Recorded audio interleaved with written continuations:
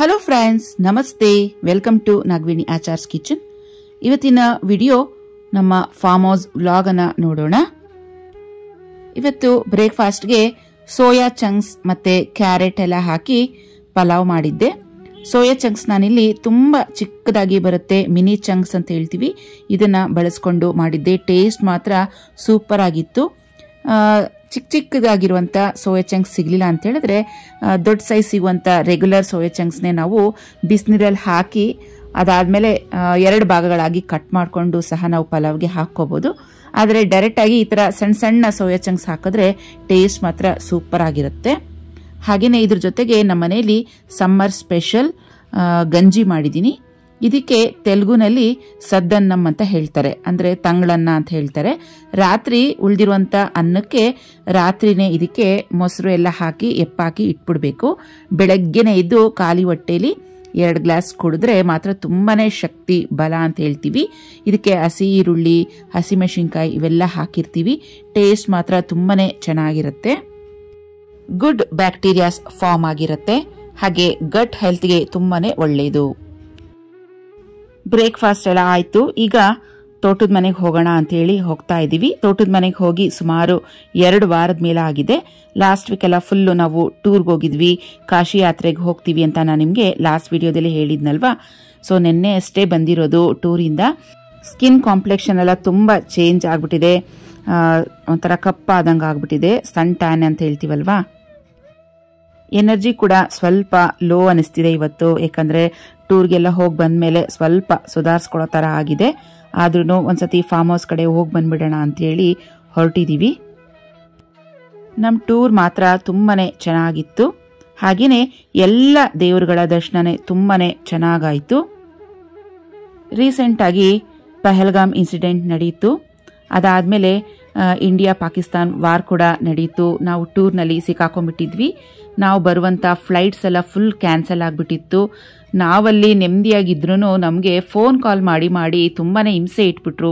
Friends ಆಗಲಿ relatives ಆಗಲಿ, ಎಲ್ಲಿದ್ದೀರಾ ಬನ್ನಿ ಬನ್ನಿ ಅನ್ನೋ ತರ. ಅಂದ್ರೆ ನಾವು ಅಪರೂಪಕ್ಕೆ ತುಂಬಾ ವರ್ಷಗಳ ಮೇಲೆ ಹೋಗಿದ್ದೀವಿ ದೇವ್ರ ದರ್ಶನಕ್ಕೆ. ನಮ್ಮ ದರ್ಶನ ಹೆಂಗೋ ತುಂಬಾ ಚೆನ್ನಾಗಾಯ್ತು. ನಾವು ನೆಮ್ಮದಿಯಾಗಿ ಹೆಂಗೋ ಇದ್ರೂ ನಮಗೆ ಫೋನ್ ಕಾಲ್ ಮಾಡಿ ತುಂಬಾ ಜನ ಟಾರ್ಚರ್ ಇಟ್ಬಿಟ್ರು. ಆ ಜನಗಳ ಫೋನಿಂದಾನೇ ನಮ್ಗೊಂದು ಸ್ವಲ್ಪ ಏನೋ ಭಯ ತರ ಅನ್ನಿಸ್ಬಿಡ್ತು. ನಮ್ಮ ಟೂರ್ ಎಲ್ಲ ಹೇಗಿತ್ತು ಅನ್ನೋದನ್ನ ನೆಕ್ಸ್ಟ್ ವಿಡಿಯೋಯಿಂದ ನಿಮಗೆ ಕಂಟಿನ್ಯೂಸ್ ಆಗಿ ವ್ಲಾಗ್ಸ್ ಅನ್ನ ಹಾಕ್ತೀನಿ. ಖಂಡಿತವಾಗಿ ನೋಡಿ, ಒಂದಕ್ಕಿಂತ ಒಂದು ವಿಡಿಯೋಗಳು ತುಂಬಾನೇ ಚೆನ್ನಾಗಿದೆ. ಅಯೋಧ್ಯ, ಕಾಶಿ ಎಲ್ಲ ಕೆಲವ್ರಿಗೆ ಡೈರೆಕ್ಟ್ ಆಗಿ ಹೋಗಿ ನೋಡೋಕ್ಕೆ ಆಗದೆ ಇರ್ಬೋದು. ಆದರೆ ನಮ್ಮ ವಿಡಿಯೋದಲ್ಲಿ ನೋಡಿ ನೀವು ನಮ್ಮ ವಿಡಿಯೋಯಿಂದನೇ ನೀವು ಕಾಶಿ ಮತ್ತೆ ಅಯೋಧ್ಯ ಎಲ್ಲ ಹೇಗಿದೆ ಅಂತ ನೋಡಿ ತಿಳ್ಕೊಬಹುದು. ಇನ್ನು ಫಾರ್ಮ್ ಹೌಸ್ಗೆ ಬಂದು ರೀಚ್ ಆದ್ವಿ. ತೋತಾಪುರಿ ಮಾತ್ರ ಚೆನ್ನಾಗಿ ಬಂದಿತ್ತು, ಮರ ತುಂಬ. ಅದರಲ್ಲೂ ಸ್ವಲ್ಪ ದಪ್ಪ ಸೈಜ್ ಆಗಿರುವಂತ ತೋತಾಪುರಿ ಮಾತ್ರ ಕಟ್ ಮಾಡ್ಕೊತಾ ಇದೀವಿ. ಚಿಕ್ಕದಾಗಿರೋದೆಲ್ಲ ಹಾಗೆ ಬಿಡ್ತಾ ಇದೀವಿ. ನೋಡಿ, ಇವೆಲ್ಲ ಚಿಕ್ಕದು ಫುಲ್ ಭೂಮಿ ಮೇಲೆ ಹಾಗೆ ಕುತ್ಕೊಂಡ್ಬಿಟ್ಟಿದೆ. ಹೋಗಿ ಬಾರಕ್ಕೆ ಮಣ್ಣೆಲ್ಲ ಮೆತ್ಕೊಂಡಿದೆ ನೋಡಿ. ಈ ತರ ಭೂಮಿ ಮೇಲೆ ಟಚ್ ಆಗಿ ಬೆಳೆಯುವಂತ ಹಣ್ಣಾಗ್ಲಿ ಕಾಯಿ ತರಕಾರಿಗಳು ಎಲ್ಲ ತುಂಬಾನೇ ಟೇಸ್ಟ್ ಆಗಿರುತ್ತೆ. ಒಂದು ಅರ್ಧದಷ್ಟು ಮಾತ್ರ ನಾವು ತೋತಾಪುರಿ ಕಾಯಿಗಳನ್ನ ಕಿತ್ಕೊಂಡ್ವಿ. ಸ್ವಲ್ಪ ದಪ್ಪದಾಗಿ ಬಲ್ತಿರುವಂತ ಕಾಯಿಗಳನ್ನ ಚಿಕ್ಕದಾಗಿರೋದೆಲ್ಲ ಹಾಗೆ ಬಿಟ್ಟಿದೀವಿ. ನೆಕ್ಸ್ಟ್ ವೀಕ್ ಬಂದಾಗ ಕಿತ್ಕೊಳ್ಳೋಣ ಅಂತ ಹೇಳಿ. ನಾವೀಗ ನೋಡ್ತಿರೋಂಥದ್ದು ಬೇಗಂಪಲ್ಲಿ ಮ್ಯಾಂಗೋಸ್. ಇದಕ್ಕಿನ್ನೂ ಸೀಸನ್ ಬಂದಿಲ್ಲ. ಜೂನ್ ಅಷ್ಟೊತ್ತಿಗೆ ಇವೆಲ್ಲ ಚೆನ್ನಾಗಿ ಬರ್ತವೆ ಕಾಯಿಗಳು. ಇನ್ನೂ ದಪ್ಪ ಸೈಜ್ ಆಗುತ್ತೆ. 1 kgಗೆ 1 ಹಣ್ಣು ಬಿಡುತ್ತೆ. ಕೆಲವೊಂದು ಸಾರಿ 1 kgಗೆ 2 ಹಣ್ಣು ಬಿಡುತ್ತೆ. ಅಷ್ಟು ಚೆನ್ನಾಗಿರುತ್ತೆ ಅದು ಬೇಗಂಪಲ್ಲಿ. ಇನ್ನೊಂದು 15 ದಿನ 20 ದಿನ ಆದ್ಮೇಲೆ ನಾವು ಅದನ್ನ ಹಾರ್ವೆಸ್ಟ್ ಮಾಡಿದ್ರೆ ತೋರಿಸ್ತೀನಿ. ತುಂಬಾನೇ ಚೆನ್ನಾಗಿರುತ್ತದು.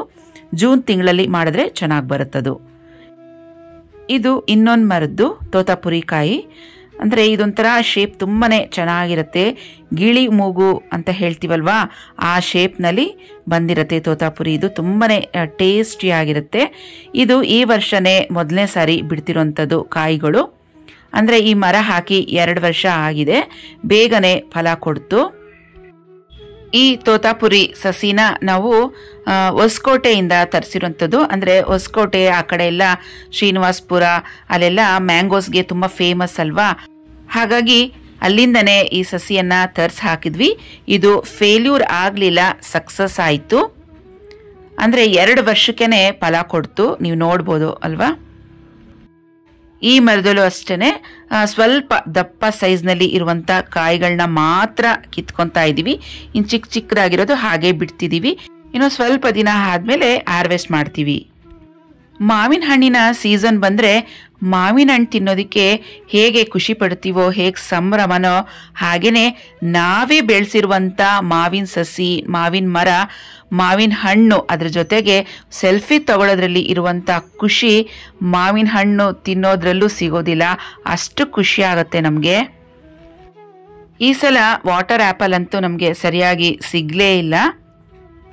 Last time water apple harvest ಮಾಡಿದಾಗ ನಿಮಗೆ ವಿಡಿಯೋ ಹಾಕಿದ್ನಲ್ವಾ, ಒಂದು 15 ದಿನದ ಕೆಳಗೆ. ಮತ್ತು ಇದು ಸೆಕೆಂಡ್ ಟೈಮ್ ಹಾರ್ವೆಸ್ಟ್ ಮಾಡ್ತಿದ್ದೀವಿ. ಅಂದರೆ ಹಣ್ಣುಗಳು ತುಂಬಾ ಕಮ್ಮಿ ಆಗಿಬಿಟ್ಟಿದೆ. ಮಳೆ ಬಿದ್ದಿದ್ಕೋ ಏನೋ ಗೊತ್ತಿಲ್ಲ, ಹಣ್ಣು ಮೇಲೆಲ್ಲ ಚುಕ್ಕೆ ಚುಕ್ಕೆ ಥರ ಬಂದ್ಬಿಟ್ಟಿದೆ. ಅಲ್ಲೊಂದು ಇಲ್ಲೊಂದು ಹಣ್ಣುಗಳಿದ್ದಾವೆ. ಆದರೆ ಆ ಹಣ್ಣು ಮಾತ್ರ ಸಖತ್ತು ಟೇಸ್ಟಿಯಾಗಿದೆ. ಎಷ್ಟು ಸಿಹಿಯಾಗಿದೆ ಅಂತೀರಾ. ಗಿಳಿ ಮತ್ತು ಪಕ್ಷಿಗಳೆಲ್ಲ ಕಚ್ಚಿ ಬಿಟ್ಟಿರತ್ತಲ್ಲ ಹಣ್ಣುಗಳು, ಅವೆಲ್ಲ ಸಖತ್ತು ದಪ್ಪ ದಪ್ಪ ಆಗಿರೋಂಥ ಹಣ್ಣುಗಳಲ್ಲಿ ಅರ್ಧರ್ಧ ತಿಂದು ಇನ್ನು ಅರ್ಧರ್ಧ ಹಾಗೆ ಗಿಡದಲ್ಲೇ ಬಿಟ್ಟೋಗಿದೆ. ಆ ಥರ ಹಣ್ಣುಗಳನ್ನು ಕಿತ್ತು ಅರ್ಧಕ್ಕೆ ಕಟ್ ಮಾಡಿ ಮಿಕ್ಕಿರೋಂಥ ಹಣ್ಣುಗಳನ್ನು ತಿಂತಾ ಇದ್ದೀನಿ. ಆ ಹಣ್ಣು ಮಾತ್ರ ತುಂಬಾ ಸಿಹಿಯಾಗಿದೆ. ಇನ್ನು ಮಿಕ್ಕಿರುವಂಥ ಹಣ್ಣುಗಳು ಚಿಕ್ಕ ಚಿಕ್ಕದಾಗಿದೆ. ಇನ್ನು ದಪ್ಪ ಆಗೋ ತನಕ ಬಿಟ್ಟರೆ ಪಕ್ಷಿಗಳು ಬಿಡೋದಿಲ್ಲ ಅಂತೇಳಿ ಇರೋಷ್ಟು ಸ್ವಲ್ಪ ಹಣ್ಣನ್ನು ಸಹ ನಾವು ಕಿತ್ಕೊತಾ ಇದ್ದೀವಿ. ಕೆಲವಷ್ಟು ವಾಟರ್ ಆ್ಯಪಲ್ಗಳು ಈ ಮಳೆಗೆ ಗಾಳಿಗೆಲ್ಲ ಕೆಳಗೆ ಬಿದ್ದಾಗ ನಮ್ಮ ಫಾರ್ಮಲ್ಲಿರುವಂಥ ಕೋಳಿಗಳು ಅವೇ ಎಲ್ಲ ತಿಂದು ಮುಗಿಸಿದಾವೆ. ತೋತಾಪುರಿದು 2 ಮರಗಳಿದ್ದಾವೆ. 2 ಮರದಲ್ಲೂ ಸಹ ಈ ಸತಿ ಚೆನ್ನಾಗಿ ಕಾಯಿಗಳು ಬಿಟ್ಟಿದ್ವು. ನೋಡಿ, ಮರದಲ್ಲಿರುವಂಥ ಹಣ್ಣು ಅರ್ಧ ಪಕ್ಷಿ ತಿಂದಿರುತ್ತಲ್ಲ, ಅಂಥದ್ದೆಲ್ಲ ನಾನು ಕಿತ್ತಿ ಎಲ್ಲ ಕೋಳಿಗಳಿಗೆ ಹಾಕ್ತಾ ಇದ್ದೆ. ಆ ಕೋಳಿಗಳು ಎಷ್ಟು ಇಷ್ಟಪಟ್ಟು ತಿಂತಿದ್ದಾವೆ ನೋಡಿ. ಆ ಹಣ್ಣು ಮಾತ್ರ ಸಖತ್ತು ಟೇಸ್ಟಿಯಾಗಿದ್ವು.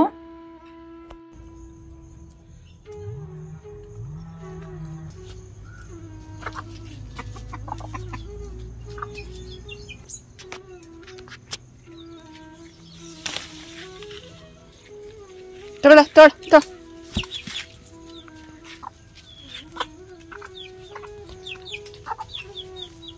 ಬ್ಲ್ಯಾಕ್ ಕಲರ್ ಇದೆಯಲ್ವಾ ಚಿಕ್ಕ ಕೋಳಿ, ಅದೇನಿದೆ ಅದು ನಾವೇನೇ ಮೊಟ್ಟೆಯಿಂದ ಮರಿ ಮಾಡಿಸಿರೋಂಥದ್ದು.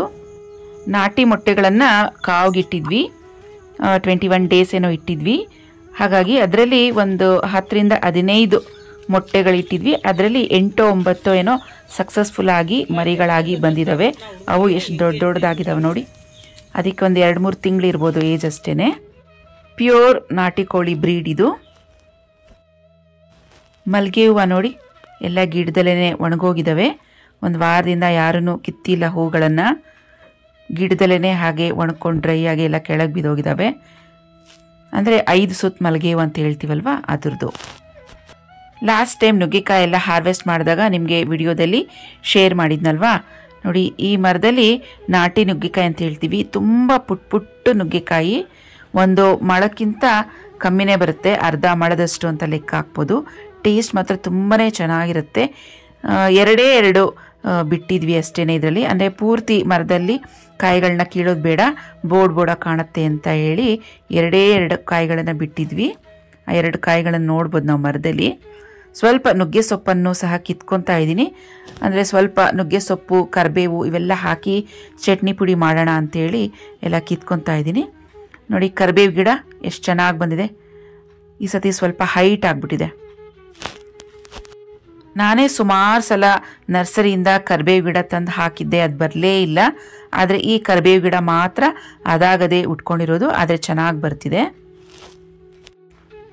ನುಗ್ಗೆ ಸೊಪ್ಪು ಮತ್ತು ಕರಿಬೇವು ಇವೆರಡು ಎಲೆಗಳನ್ನು ಒಣಗಿಸಿ ಪುಡಿ ಮಾಡಿ ಸ್ವಲ್ಪ ಬೇರೆ ಇಂಗ್ರೀಡಿಯೆಂಟ್ಸ್ ಎಲ್ಲ ಹಾಕಿ ಚಟ್ನಿ ಪುಡಿ ಮಾಡಿಕೊಂಡು ಪ್ರತಿದಿನ ಒಂದೊಂದು ಚಮಚ ತಿಂತಾ ಬಂದರೆ ತುಂಬ ಕಾಯಿಲೆಗಳಿಗೆ ಒಳ್ಳೆಯದು ಅಂತ ಹೇಳ್ತೀವಿ. ನಮ್ಮ ತಲೆ ಕೂದಲಿಗೆ ಮೇನ್ ಹಾಗೆಯೇ ಡಯಾಬಿಟಿಕ್ಸ್ಗೆ, BP ಎಲ್ಲ ಪ್ರತಿಯೊಂದು ಕಾಯಿಲೆಗಳಿಗೂ ಈ ನುಗ್ಗೆ ಸೊಪ್ಪು ಮತ್ತು ಕರಿಬೇವು ತುಂಬ ಒಳ್ಳೆಯದಂತ ಹೇಳ್ತೀವಿ. ನೋಡಿ, ಎರಡೇ ನುಗ್ಗೆಕಾಯಿ ಕಾಣ್ತಾ ಇದೆ. ಮನೆ ರೈಟ್ ಸೈಡ್ಗೆ ಒಂದು ಮ್ಯಾಂಗೋ ಸಸಿ ಹಾಕಿದ್ವಿ, ಬಾದಾಮಿ ಅಂತ ಹೇಳ್ತೀವಲ್ವಾ, ಆ ಸಸಿ ಹಾಕಿದ್ವಿ. ಈ ಮರಕ್ಕೆ ಸುಮಾರು 5 ವರ್ಷ ಏಜ್ ಆಗಿದೆ. ಅಂದರೆ ಈ ಮನೆ ಫೌಂಡೇಶನ್ ಹಾಕೋಕ್ಕಿಂತ ಮೊದಲೇ ಹಾಕಿದ್ವಿ ಈ ಗಿಡನ. ಇವಾಗ ಫಲ ಕೊಡ್ತಾ ಇದೆ. ಅಂದರೆ ಇದೇ ಫಸ್ಟ್ ಇಯರ್ ಇದಕ್ಕೆ ಹಣ್ಣು ಕೊಡ್ತಿರೋಂಥದ್ದು. ಇನ್ನೂ ಕಿತ್ತಿಲ್ಲ, ಕಿತ್ತಾಗ ನಿಮಗೆ ತೋರಿಸ್ತೀನಿ. ಹಾಗೆಯೇ ನಾವು ನೋಡ್ತಿರೋಂಥದ್ದು ಹಲಸಿನ ಗಿಡ. ಇದಕ್ಕೆ ಸುಮಾರು 1 ರಿಂದ 1.5 ವರ್ಷ ಆಗಿದೆ ಏಜ್. ಸ್ವಲ್ಪ ಹಲಸಿನ ಎಲೆಗಳನ್ನ ಕಿತ್ಕೊತಾ ಇದ್ದೀನಿ. ಕಡುಬು ಮಾಡಬೇಕಾಗಿತ್ತು.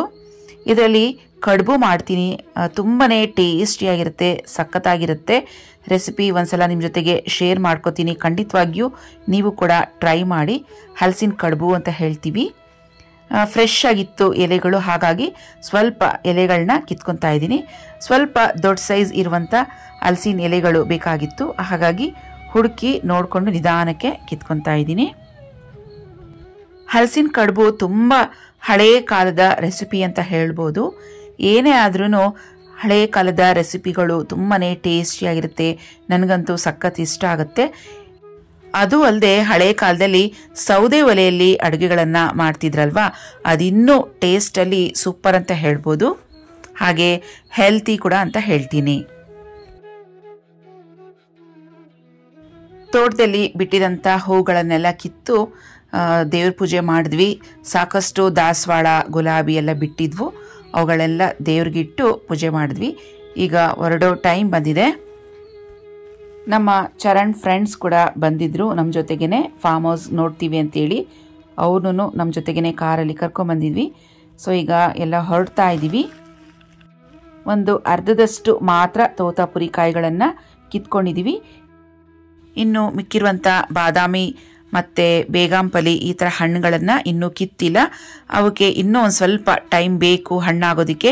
ಇನ್ನೊಂದು 10 ರಿಂದ 15 ದಿನ ಆದಮೇಲೆ ಅದನ್ನು ಹಾರ್ವೆಸ್ಟ್ ಮಾಡ್ತೀವಿ. ಹಾರ್ವೆಸ್ಟ್ ಮಾಡಿದಾಗ ಖಂಡಿತವಾಗಿಯೂ ನಿಮಗೆ ಅದನ್ನು ವಿಡಿಯೋದಲ್ಲಿ ಶೇರ್ ಮಾಡ್ಕೋತೀನಿ. ಹಾಗೆ ಹಾರ್ವೆಸ್ಟ್ ಮಾಡಿರುವಂಥ ಆ ಕಾಯಿಗಳನ್ನು ತಂದು ಹೇಗೆ ಮನೆಯಲ್ಲೇ ನಾವು ನ್ಯಾಚುರಲ್ ಪ್ರೊಸೆಸ್ನಲ್ಲಿ ಹಣ್ಣು ಮಾಡ್ತೀವಿ ಅದನ್ನು ಸಹ ನಿಮ್ಮ ಜೊತೆಗೆ ವಿಡಿಯೋದಲ್ಲಿ ಶೇರ್ ಮಾಡ್ಕೋತೀನಿ. ಈಗಿನ್ನೂ ಹಾರ್ವೆಸ್ಟ್ ಮಾಡಿಲ್ಲ. ನಾವು ಹೊರಡ್ತಾ ಇದ್ದೀವಿ ಅಂತೇಳಿ ಪಾಪ ನೋಡಿ, ಕೋಳಿಗಳೆಲ್ಲ ಬಂದು ನಮ್ಮ ಹಿಂದೆ ನಿಂತ್ಕೊಂಡ್ಬಿಟ್ಟಿದ್ದಾವೆ. ಎಲ್ಲ ಸ್ಟಿಲ್ ಆಗಿಬಿಟ್ಟಿದ್ದಾವೆ. ಅವಕ್ಕೆ ಗೊತ್ತಾಗುತ್ತೆ ಅನ್ಸುತ್ತೆ. ನಾವು ಬಂದಾಗೆಲ್ಲ ನಮ್ಮ ಹಿಂದೆನೇ ಓಡ್ ಬಂದ್ವು. ಮತ್ತೀಗ ಹೋಗ್ತಿದ್ದೀವಿ ಅಂದ ತಕ್ಷಣ ಎಲ್ಲ ಪಾಪ ಬಂದು ಹಿಂದೆನೇ ನಿಂತ್ಕೊಂಡಿದ್ದಾವೆ. ಇವತ್ತು ಫಾರ್ಮ್ ಹೌಸ್ನಲ್ಲಿ ಹೆಚ್ಚು ಏನು ನಾವು ಟೈಮ್ ಸ್ಪೆಂಡ್ ಮಾಡಿಲ್ಲ. ಮಧ್ಯಾಹ್ನ ಬಂದಿದೆ 1-1:15 ಆಗಿತ್ತು. ಈಗ 4:15 ಆಗಿದೆ ಟೈಮ್. 1-2 ರಿಂದ 3 ಅವರ್ ಇದ್ವಿ ಅಷ್ಟೇ. ಸೊ ಈಗ ಅರ್ಜೆಂಟ್ ಕೆಲಸ ಇರೋದ್ರಿಂದ ಬೆಂಗಳೂರಿಗೆ ಹೊರಟಿದ್ದೀವಿ. ಫ್ರೆಂಡ್ಸ್ ನೋಡಿ, ಒಂದು ಹೊಸ ಸ್ಟವ್ ಅನ್ನು ಪರ್ಚೇಸ್ ಮಾಡಿದೆ. ಡಬಲ್ ಬರ್ನರ್ ಇರುವಂಥ ಸ್ಟವ್ ಇದು. ಕ್ರಾಂಪ್ಟನ್ ಕಂಪ್ನಿದು ಟಫ್ ಅಂಡ್ ಗ್ಲಾಸ್ ಸ್ಟವ್ ಅಂತ ಹೇಳ್ತೀವಲ್ವ, ಆ ಥರದ್ದು. ಇದರಲ್ಲಿ ಬೇಕಾದಷ್ಟು ಕಲರ್ಸ್ ಇದ್ದಾವೆ. ನನಗೆ ಪರ್ಟಿಕ್ಯುಲರ್ ಆಗಿ ಬ್ಲ್ಯಾಕ್ ಕಲರೇ ಬೇಕು ಅಂತೇಳಿ ಇದನ್ನು ಸೆಲೆಕ್ಟ್ ಮಾಡ್ಕೊಂಡಿದ್ದೀನಿ. ಹಾಗೆಯೇ ಸೈಜ್ನಲ್ಲಿ ಆದಷ್ಟು ಚಿಕ್ಕದಾಗಿರಬೇಕು, ಪುಟ್ಟದಾಗಿ, ನೋಡೋದಕ್ಕೂ ಚೆನ್ನಾಗಿರಬೇಕು, ಅರೆ ಫ್ಲೇಮು ಚೆನ್ನಾಗಿ ಬರಬೇಕು ಅನ್ನೋ ಥರದಲ್ಲಿ ಮೈಂಡಲ್ಲಿ ಇಟ್ಕೊಂಡು ಸರ್ಚ್ ಮಾಡ್ತಿದ್ದೆ. ಕ್ರಾಂಪ್ಟನ್ ಕಂಪ್ನಿಯಲ್ಲಿ ನನಗೆ ಬೇಕಾಗಿರುವಂಥ ಸ್ಟವ್ ಸಿಕ್ತು. ಈ ಸ್ಟವ್ನ ಬೆಲೆ ಬಂದು 4500+ ಏನೋ ಆಗಿದೆ. ನಮಗೆ ನಾರ್ಮಲ್ ಆಗಿರುವಂಥ ಸ್ಟವ್ ಬೇಕು ಅಂದರೆ ಬ್ರ್ಯಾಂಡೆಡ್ ಬೇಡ, ಕಮ್ಮಿ ಕ್ವಾಲಿಟಿದು ಬೇಕು ಅಂತ ಹೇಳಿದ್ರೆ ನಮಗೆ 2 ರಿಂದ 2,500 ಸಿಗುತ್ತೆ. ಅದೂ ಚೆನ್ನಾಗೇ ಇರುತ್ತೆ. ಆದರೆ ಸ್ವಲ್ಪ ಕಂಪನಿದಿರಲಿ ಅಂತೇಳಿ ನಾನು ಈ ಡಬಲ್ ಬರ್ನರ್ ಇರುವಂಥ ಕ್ರಾಂಪ್ಟನ್ ಕಂಪ್ನಿದು ಸ್ಟವನ್ನು ತೊಗೊಂಡಿದ್ದೀನಿ. ಈ ಸ್ಟವ್ ಯಾಕೆ ಅಂತೇಳಿ ನಿಮಗೆ ನೆಕ್ಸ್ಟ್ ವಿಡಿಯೋದಲ್ಲಿ ಶೇರ್ ಮಾಡ್ಕೋತೀನಿ. ಸೊ ಫ್ರೆಂಡ್ಸ್, ಇಷ್ಟೇ ಇವತ್ತಿನ ವಿಡಿಯೋ ಇಲ್ಲಿಗೆ ಮುಗಿಸ್ತಾ ಇದ್ದೀನಿ. ಮತ್ತೆ ಭೇಟಿ ಆಗ್ತೀನಿ ಮತ್ತೊಂದು ಸೂಪರ್ ಆಗಿರೋಂಥ ವಿಡಿಯೋ ಜೊತೆಗೆ.